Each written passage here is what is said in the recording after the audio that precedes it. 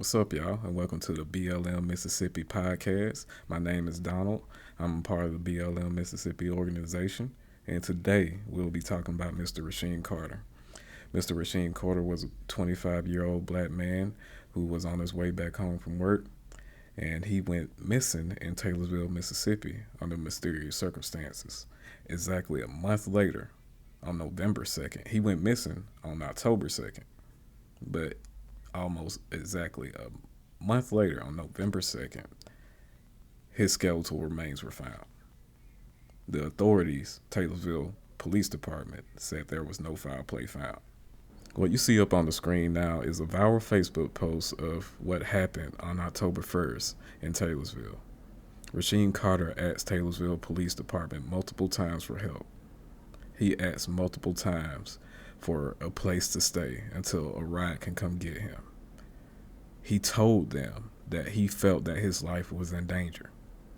They did nothing. They're supposed to be here to protect people, but they don't do that. Not for Rasheem. What are they here for? They're not doing their job. And apparently they're still not doing their job. They found no foul play in this young man's death. Very happy. Rasheem's mother, Tiffany Carter, and Ben Crump, the family attorney, are joining me live now. First of all, Mrs. Carter, I'm so sorry that we are meeting under these circumstances. And it's just such a painful situation to be in. But facts seem to be fluid. And it seems like when you spoke up, that seems to be when the sheriff softened his tone. Do I have the timing right on that? Yeah, you had the timing right on it. It just seems so odd to me. Your son communicated with you that he was being targeted. Can you sort of expand on that a little bit more and tell me what he told you before he died? Okay, before he died, he actually, well, before anything took place, he actually told me that it was 3 white trucks full of white men trying to harm him, trying to kill him. And I told him to go to the police station and everything. He did everything that I, asked him to do. They told him he couldn't stay there. He didn't stay there. He texted me after he left the police department, and he said that, Mom, if something, he told me, we're not seeing eye to eye.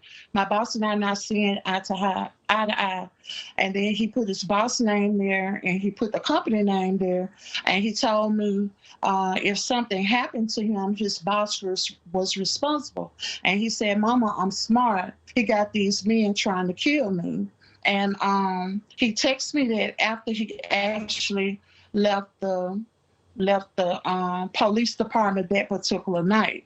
And then later on, once they found his remains, they told me when I went back there that when they first found it, I never got the opportunity to see it the very first day when they found his remains. So the next day, which was November the 3rd, they allowed me to go back there, and they showed me where his remains were found. But when I went back there, immediately the Holy Spirit told me it was foul play. And then I told the sheriff, I said that, he said, when I told him it was foul play, he said, no, it's no foul play. That's what he told me. And he tried to convince me. Let me ask your attorney, Ben Crump. Ben, it seems odd that Rasheem was found on November 2nd in that condition, and it wasn't even like a day before the no foul play was, posted on Facebook.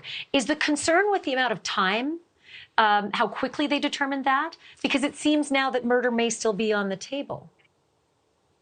Well, Ashley, they said no foul play so quickly, it made Tiffany Carter and her family believe that they were trying to sweep it under the rug. And it wasn't until our firm and a lot of other people started saying this doesn't add up.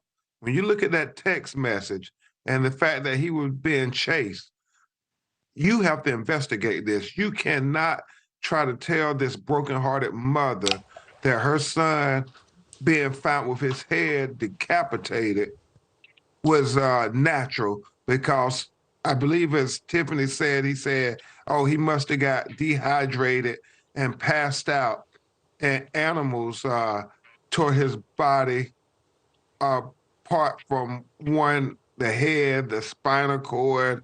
I mean, it makes no sense whatsoever, Miss Banfield. We will be organizing behind this young man's death, and we will be fighting to hold somebody accountable for this young man's death. There is no reason authorities should be saying that there's no foul play found.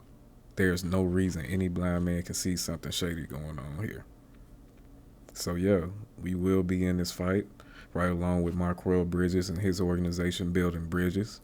And he's the lead organizer directly with the family. So if you want to organize or help anything, with the family or this whole movement, please get in contact with Mark Royal Bridges and his organization, Building Bridges. And yeah, I'm going to go ahead and wrap this video up. Please support the movement, support this family, and donate to the GoFundMe page. I'm going to put it up on the screen now. You have a good one.